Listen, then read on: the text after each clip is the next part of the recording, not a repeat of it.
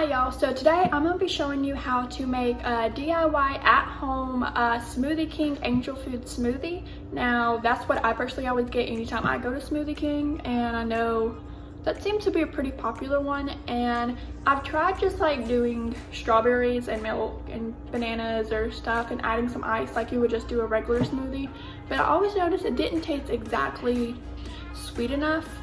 So then I found this recipe. Now it's not super healthy, just saying, because it does add milk, vanilla, sugar.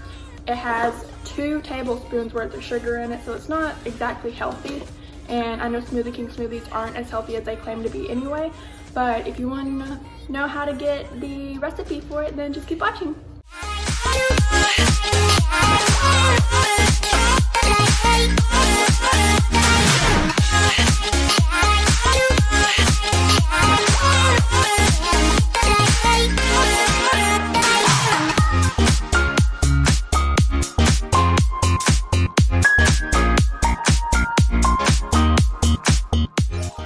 Once you have your smoothie all blended, you're gonna get it.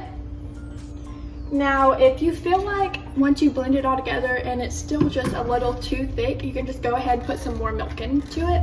That's what I had to do. I probably put about half a cup of milk into it again because the ice makes it chunkier. So depending on if you use frozen fruits like I did, you really do not have to add the ice because the frozen fruits are gonna already add the coldness to it. So you're gonna get your cup and just pour it in there.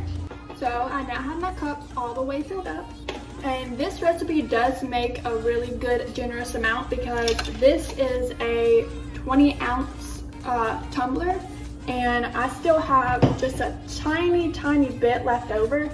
So this makes a pretty big amount, so it's perfect for if you want to make it and then you can store some of the rest of it for later, and that way you can have a smoothie on the go. So let me know if you like this video, if you'd like any more DIY things. Like I'm actually thinking about trying to do a DIY at-home Starbucks pink drink, and so let me know if you want to see how that goes. Have a good day, y'all.